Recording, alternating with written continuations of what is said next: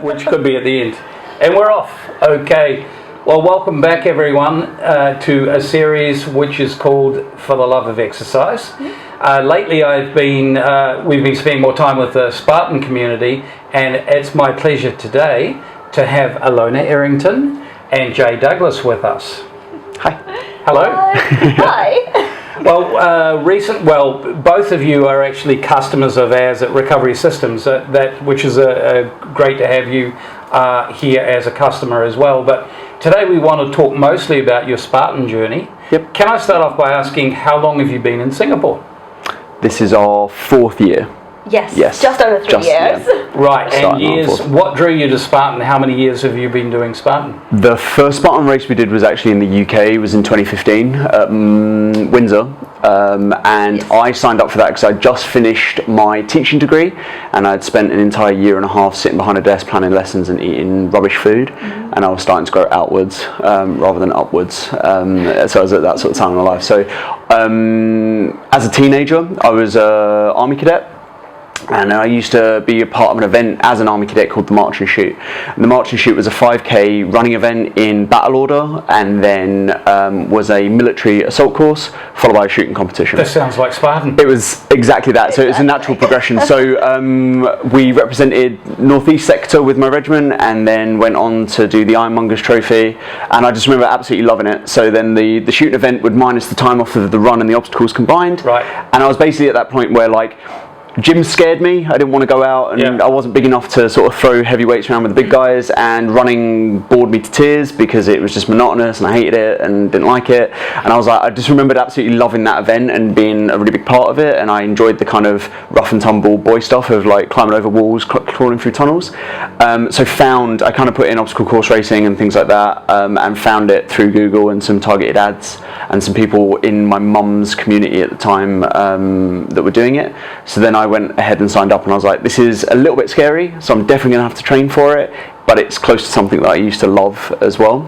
And at that point, we were really opposite in our exercise regime, right? Yes. So I was doing a lot of dancing and a lot of cheerleading, and I remember him saying, I found this really awesome thing to do, it's called a Spartan race, and he like pulled up the website and he showed me all this stuff, and I went, oh my god, there's no way you're getting me to do that. Like for me, exercise was in a dance studio, like with air conditioning and makeup and your hair done, and I would do that, and then I was doing a lot of cheerleading, so I'd be out on the pitch, and again very made up, like lots of hugs and high kicks. So I was like, okay, fine, I will sign up for it, but only if I can raise money for charity. Yes. And a lot of people paid lots of money to try and see me finish my first Spartan sprint, because no one actually believed that I would be able to do it. Because it actually became really important that we did it together at that point, because we were living, we weren't married yet, we weren't engaged, and we were living separately, which meant a lot of time at the weekends we actually had to travel to see each other. And then when we were doing wildly different exercise regimes, like you were in the dance studio, I was out running or picking heavy stuff up in the garden and practicing spear throws,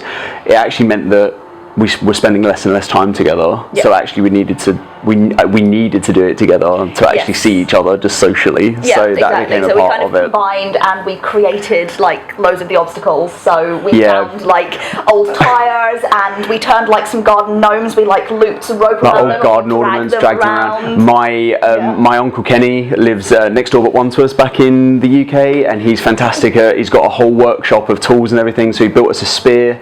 So I was sort of throwing that up and down the garden.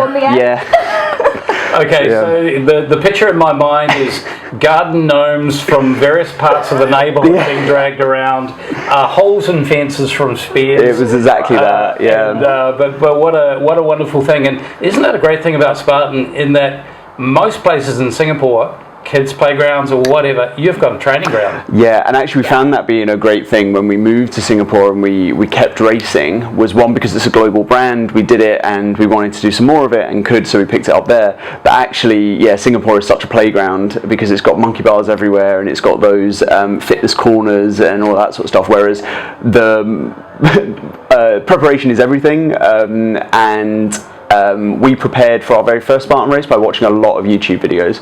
So the first ever time, we'd never climbed a rope before, and we had never done monkey bars before, and all that kind of stuff. So we watched a whole bunch of like tutorial YouTube videos, and one of the moments that really worked for us, but also undid us, is the rope climb. We got to our first ever rope. We'd watched loads of videos on it. Never actually had hands on a rope before, and both of us were like, okay, scoop and stomp, scoop and stomp, scoop and stomp. So we got to the top of it, and we'd watched all of that, and we got to the top, we both rung the bell, we looked at each other and we were like, yeah! How do we get down? And we had never there'd never been anything in the video to explain how we got down. So one of our first ever matching things that we ever had in our relationship was a matching shin scar. Because both of us slid the whole way down and got rope down like up our legs. So there's a photo somewhere of both of us with a matching scar on our right shin. I think that's probably a scar that you'll only have once. Yes, and it absolutely is. That's a big lesson learned. So you exchanged makeup for mud and grass. I did indeed. Which is mostly what people are wearing at the end of a Spartan race. And possibly the old scratch from barbed wire on the way through. Oh yeah, I've got a few on here which are pretty permanent now from various various races. And so one thing in our interactions that I've been impressed about you guys is that what we've noticed, and having been involved in endurance sports for a long time, cycling and triathlon, and having competed and coached for a fair bit of time, you guys are actually embracing the Lydiard formula for endurance training. And let's face it, Spartan is an endurance sport. In fact, anything over 400 metres really is an endurance sport. You guys are doing sprints, supers, beasts, I would imagine. And so tell us, and you're being coached by Coached. I am, yes. And we've known Ben for a long time, and his training principles are very much aligned with ours, and they both fundamentally, I would say, come from the Lydiard school, which summarised is 87% of your training should be strength endurance, and probably towards the top end of your endurance zone as you get fitter. 9% at threshold, 4% at VO2 max. There's the formula, and how you kind of flesh that out is will relate to how much success you have, we believe. So tell us how you've adopted those principles into Spartan racing. Oh, it's definitely been a journey. I think for me in particular, I found that. I think it was only 2 years ago that I decided, I might be okay at this Spartan racing thing, let's try it out competitively. And I went like hell for leather, like let's go as hard as I can with everything, let's focus on the obstacles, let's pick up some heavy stuff, let's go out and run every day, and learned the hard way about burnout and overtraining injuries. Sorry to hear. Yeah, well, it's part of the journey. And so from there, I actually then went out and started doing a bit of learning and a bit of research about the better way to structure your training, and that's when I started to learn about the 80-20 rule. So now a lot more of my training is actually based on being low heart rate, easy, steady, and actually really structuring the week around a lot of that kind of easy mileage. So for me, whether that's running, on the bicycle, but also looking at easier strength activities. So we picked up a lot of climbing as well recently, and actually just being able to go and take that at a really nice chilled pace, like spend a bit of time on the wall, a bit of time recovering, and that's actually where I've seen the most improvements. That's great to hear, because that's fleshed out by a lot of success from a lot of athletes across a lot of different sports as well. We wish the Malay wedding downstairs all the best, and you may hear the drums in the background, and it's a wonderful day for the couple that are getting married downstairs. So in case you're wondering what the drums are, that's what that's about. Now, you two have been married for how long? 3 years. 3 years. Just over. So it was just before we moved to Singapore. Now, we were joking, because you not so long ago, back in June, discovered Recovery Systems. So we jokingly talked about what a date night looks like now. Can you describe that visually for our audience today? We've got a lovely L-shaped sofa, which we've discovered is the perfect kind of accessory for using Recovery Systems, because what it actually means is we can put the bottom box in the middle, plug it into that, and then Ilona can sit across this way, and then I can sit here, and we can just about get some food and snacks in the middle, and then catch up on some of the live streams of the US races and things like that. To sit there, and then halfway through, get up and switch. So like one of us will be in the legs, and the other one will be in like the little kind of lower back. And we were marvelling at some of the F1 pit stops the other day that were taking less than 2 seconds. We've got a lot to learn from that because they're still getting caught up in some of the hoses. But you guys are swapping. So you've got the leg cuff and the hip and glute cuff. Yes, and then you're rotating. So you're treating and speeding up your recovery for the major body parts. We've actually just spent a little bit of time apart as well. So being a high school teacher, I have quite a long summer holiday, which Ilona doesn't, having a more normal job. So I went out to Canada and I did some racing out there, and I saw some of my friends and family. So the recovery systems actually replaced me as a cuddle buddy in bed. Ilona actually moved the recovery systems into the bedroom at that point and was using them before she went to sleep at night. Well, what I've found is that they're also perfect for when I need to take long calls in the evening.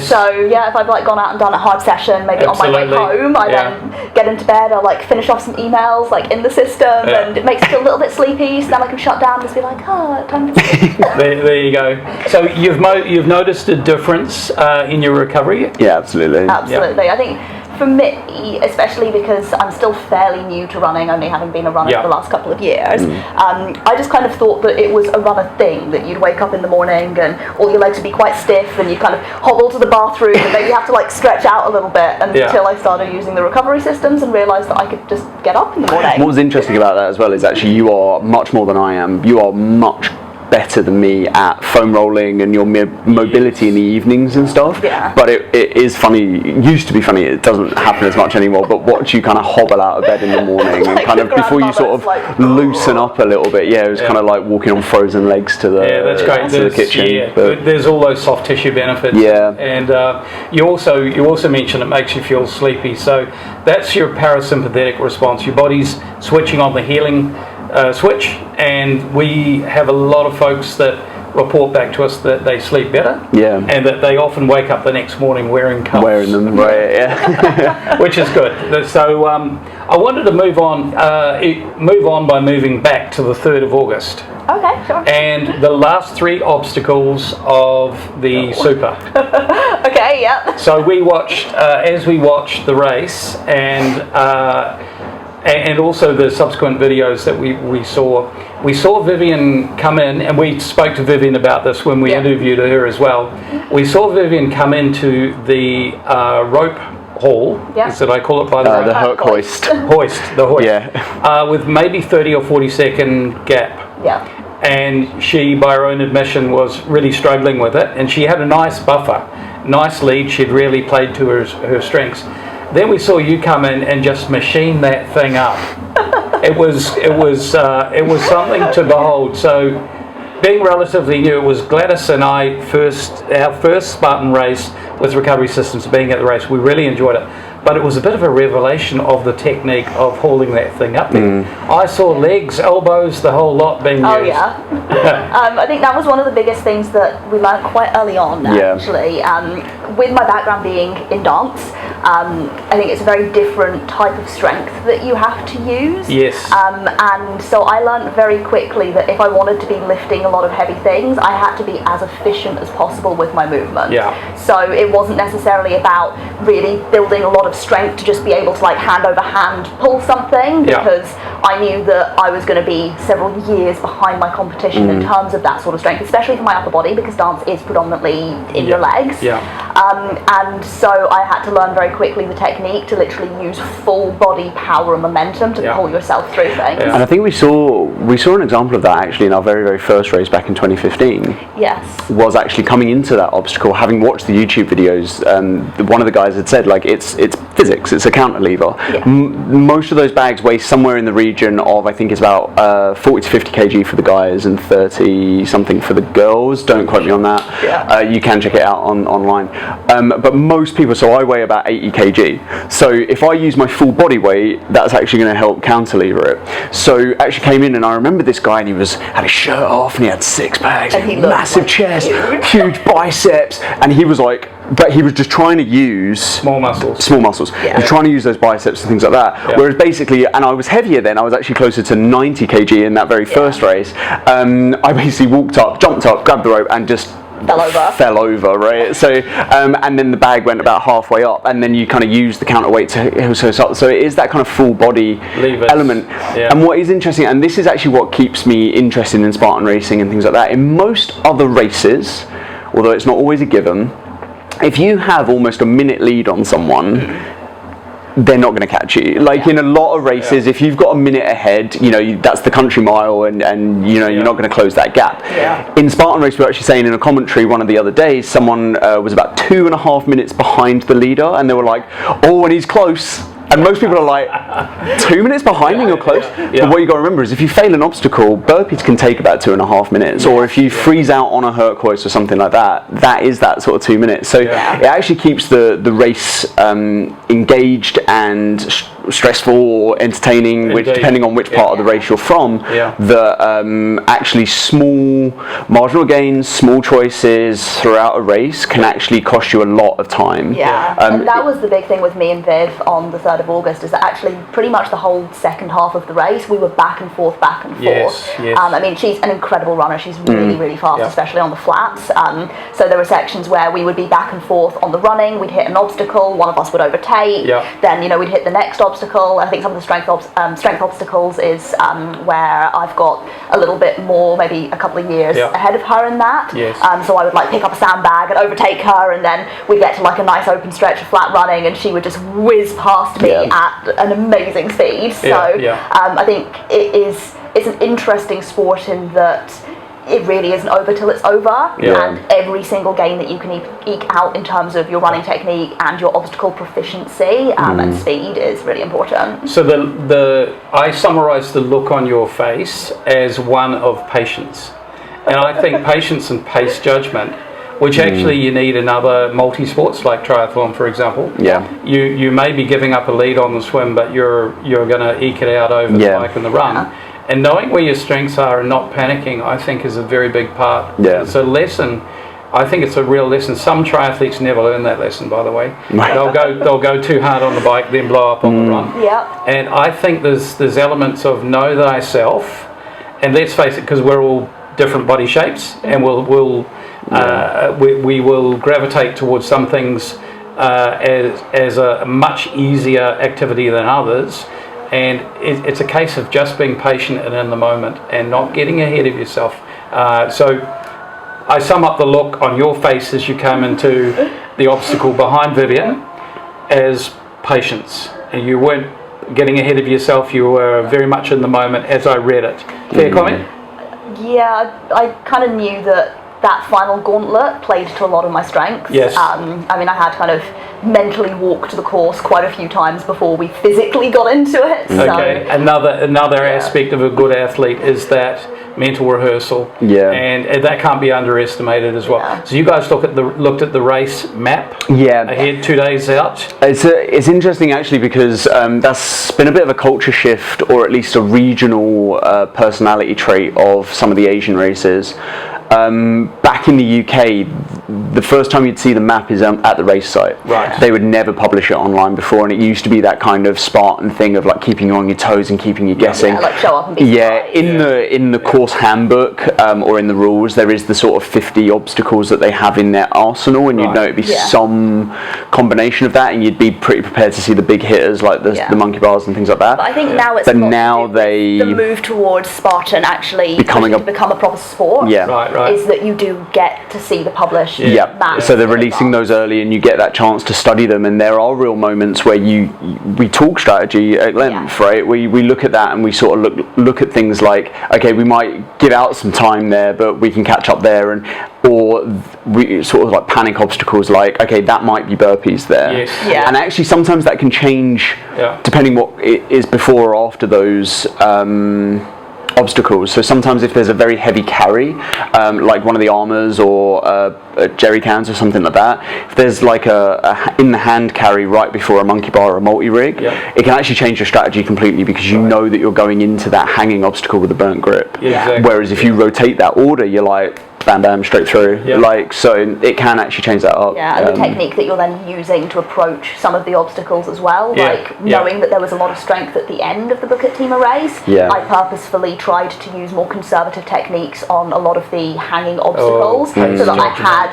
the grip left in my arms. And Yeah. Oh well, that's such a great characteristic. I wish I could cut and paste that, or copy and paste it across to a lot of athletes that I know. So that's a wonderful thing.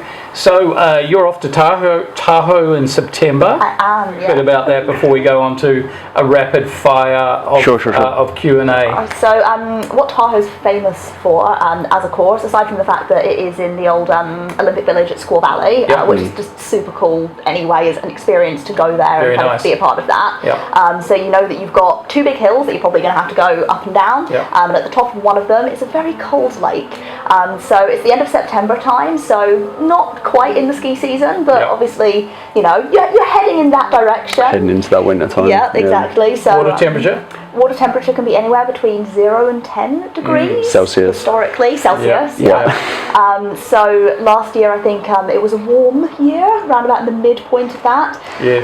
And you're going to go and you're going to be in the water for a good 3-4 minutes, Yep. doing like an out and back swim. Yes. And that's normally happens either near the beginning or near the end of the race, and then after that, they will run you back downhill and into a lot of like upper body and hanging obstacles where you've got, you know, your cold hands and Icicle your legs fingers aren't and quite ready yeah. to move, and Because then you've got cold hands, which affects your, you know, the actual Yeah. ability to grip, Yeah. and they're wet on top of that. So in Asia, we get a lot of wet hands anyway, just because of the humidity of the atmosphere Yeah. or some of Yeah. the swims and lakes that we have. But adding into that, the cold is and a also whole the other ball muscles game. getting cold as well, which especially mostly Yes. living and training out here is completely different to what you It experience. is, isn't it? It is. So that sounds like a massive curve ball for a championship race. Yeah. So let's just move on finally to a rapid fire question. Sure. Okay, favourite foods? Peanut Pizza. butter. All right, no, there's no right or wrong answer here. I'm really unhappy that neither of you said chips or Fish and chips or anything, I don't know, pizza for me. One of my beasts that I ran ages ago, I was thinking of the 21 kilometres, and I was just like, you can cut a pizza into 20 slices, and like every one of these kilometres is an extra slice I get to have at the end. Like, it was what kept me going. there you go. Mental skills, another great mental skills, visualisation of what the reward looks like. Okay, what can you cook in 15 minutes or less? Frittata. Anything with eggs. Yeah. Lovely. Yeah, like an egg frittata is one of our go-to, so we do a lot of meal prep. Egg frittatas are like right up there. Cut a bunch of ingredients up, throw them in, egg mix on top, throw it in the oven, forget about it. Yeah. Brilliant. So just like, you know, big fat handful of spinach, Yeah. little bit of avocado oil, Loads of perfect. protein, loads of veg, easy, What's the easy. exercise that you hate to do that will make the most difference if you get good at it? Running. Squats. Favourite gym or hangout place to train together? Oh, to train together. Empire. Yes, Yeah. Empire Fit Club in Bali Yeah. is just, I could go and just hang It's out like, there all the time. yeah. All right. And what about locally here in Singapore? Locally, Gym Rendezvous Yeah, is that's one true. for us. The great thing about that is it's a big open warehouse, so it allows us to do some of our heat climatization. Yeah. So trying to acclimatize for the cold for you, but actually here is just trying to get that hot weather Yeah, stuff, that's especially true. having come from the UK and now living on the Yeah. equator and being a redhead and ginger. You're a little bit closer because you've That's got true. some African, blood, yeah. you've got some African heritage, but being a full-on Celt and living on the equator. No, but that being said, for me, Pure Fitness Yep. in the young city is kind of my Yes, go-to. you have Okay. a My lovely go-to gym. They facility. have some obstacles there as well as a big turf area, so Yeah. to kind of run around, play on the obstacles, do a lot of the functional movements. Rendezvous Nice. for me, pure for you. Well, Absolutely. isn't it interesting that just about we did our wet market shopping today, and we walked past a lady doing burpees in a playground area. Spartans are everywhere. And to which we yelled out, "Spartan, what is your profession?" Yeah. Did you give me some maroons? Yeah. Yeah. Yes. So pretty much anywhere Yeah. can be that place, right? Yeah. So, what movie title would best describe you? Oh my god. While you're thinking about that, Oh, okay. who would you play stunt double for in a movie?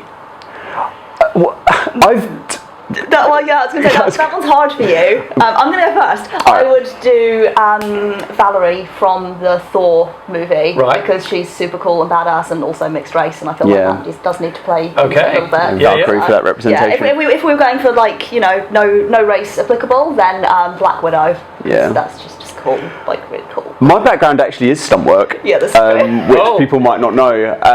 So before I became a drama teacher, my background actually was martial arts and fighting for film. So I have done some stunt work. So I've done some fights for a well-known band, and I'm in a couple of music videos being bottled, and I've done a couple of German TV series bringing the Gallagher brothers. You can find it, they're out there. All right. Yeah. But yeah. Basically Google lots of different very white, very ginger. I think we've got a fair idea where that might be. Yeah. Now you're ginger enough to be from where we're from, Dunedin. Right. Yep. In fact, it's a great thing, in fact, we're a very. We talked to Vivian about this because she studied there for 5 years. Oh, okay. Yep. And the trail running there is awesome. It's incredible. You've got some really good outdoor training areas, and hats off to the Scots. To this day, folks in Dunedin still speak with a Scottish accent. Yeah. Hey, oh my god. Yep. It's pretty staunch. And so finally, goals for 2020. You've just won the series. I have just won Congrats. the Southeast Asia series, thank you. Jay just had his best race. I did, yeah. It's my fastest ever super, an hour and 40, and 0 obstacle failures, so completely burpee-free race. Yeah. And look, hats off to you both. We spoke about this earlier, and I got a lovely reaction. Let's hope we can replicate because it's as a guy who's had his best race, whose wife is the elite winner. I must say you did a wonderful job supporting and being her supporter at the end of that race, because she had a lot of media and awards and so on to do, rightly so.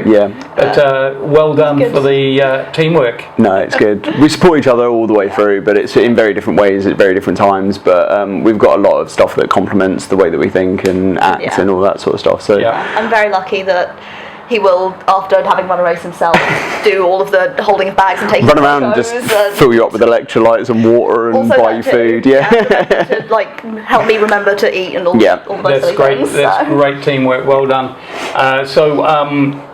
You've got a big race coming up. We wish you all the best for that. Thank you. But Scooby-Dooing forward to 2020, goals? I think for me it'll be checking out some new race series. Where do you think? At the moment, so the OCR World Championships is actually taking place this year, 30 minutes up the road from where he used to live. In the UK, but it's due to move next year. I see. And we don't know where to yet. We don't know where to. That's a very different type of course. So the 15k usually is very obstacle dense. You can have like 100 obstacles in what is quite a short course. Whereas so Spartans, you're looking at 21 kilometres with a maximum of about 23, 25 obstacles. So it's a huge increase in obstacle. So for me, it'd be being able to find the balance of competing in Spartan races where it is predominantly running and being able to go further, faster, better, and hopefully this season wasn't just a fluke. And then I don't think all that hard work and correct attitude, correct training structure, I don't think that's a fluke. I hope not. But no, I think it'll be a case of being able to maybe consistently improve and continue to do well in the Spartan series, and then also maybe check out some other race series and see how I go there as well. Well, we'll be following you, and we'll also be tagging the end of this video with your social media tags as well, so everyone else can follow you as well. It's been great getting to know you. It's been great having you as a part of what we do as well, and hopefully making a difference to your training and your gains. And we wish you all the best, and we will be at races as well, cheering you on from the sidelines. So good to see you there. Friends. So it's Coach Mike on the mic, over and out for now.